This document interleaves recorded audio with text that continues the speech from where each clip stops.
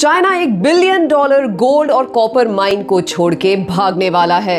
वजह पैसा नहीं बल्कि डर है। बलूचिस्तान में इतना कुछ हो रहा है कि चाइनीज इंजीनियर्स खुद अपनी सरकार से ये कह रहे हैं कि हमें यहाँ सेफ फील नहीं हो रहा, और इस माइन का नाम है सेंडैक।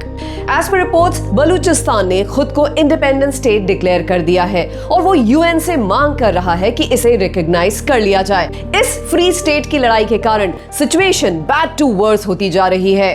फ्रैंकली, अगर हालात नहीं सुधरे तो पाकिस्तान का एक सबसे इंपॉर्टेंट गोल्ड और कॉपर प्रोजेक्ट ऑपरेशनल क्राइसिस में पड़ जाएगा। आखिर बलूचिस्तान में ऐसा हो क्यों रहा है? पाकिस्तान के बलूचिस्तान प्रोविंस में स्थित साइडेक प्रोजेक्ट देश का सबसे बड़ा गोल्ड और कॉपर माइनिंग प्रोजेक्ट है।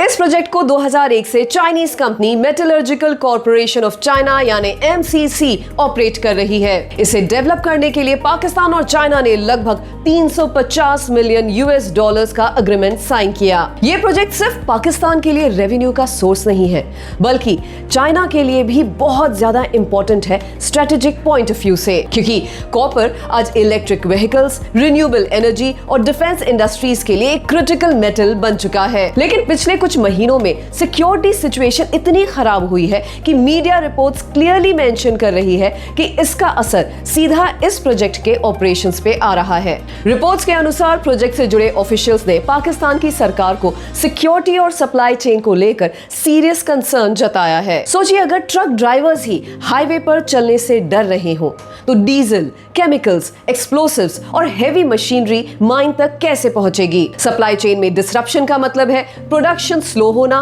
कॉस्ट का बढ़ना और प्रोजेक्ट्स की वायबिलिटी पर सवाल खड़े होना। बलूचिस्तान कई डेकेड से सेपरेटिस्ट इंसर्जेंसी का सामना कर रहा है। बलूच लिबरेशन आर्मी यानी कि BLA और कुछ और आर्म्ड ग्रुप्स ने एलिगेशंस लगाए हैं कि बलूचिस्तान के नेचुरल रिसोर्सेज का फायदा लोकल्स को तो मिल ही नहीं रहा है, बल्कि बाहरी कंपनीज और इस्लामाबाद को सबसे ज्यादा फायदा हो रहा है। बढ़ते अटैक्स के बाद पाकिस्तान आर्मी और सिक्योरिटी एजेंसीज ने बलूचिस्तान में काउंटर इंसर्जेंसी ऑपरेशंस और सिक्योरिटी डिप्लॉयमेंट को मजबूत किया है। लेकिन एक्सपर्ट्स का क्लियरली ये कहना है कि सिर्फ मिलिट्री ऑपरेशन से इस इशू को नहीं सॉल्व किया जा सकता। लॉन्ग टर्म स्टेबिलिटी के लिए सिक्योरिटी के साथ साथ डेवलपमेंट और पॉलिटिकल डायलॉग भी बहुत जरूरी है। अगर सिक्योरिटी कंसर्न्स बढ़ते रहे तो पाकिस्तान के mining sector, foreign direct investment और इंटरनेशनल इमेज पर इसका लंबा असर पड़ सकता है। आपको क्या लगता है, बलूचिस्तान की बढ़ती टेंशन के चलते चाइनीज कंपनी अपना फेट क्या बना पाए रखेंगी पाकिस्तान में, या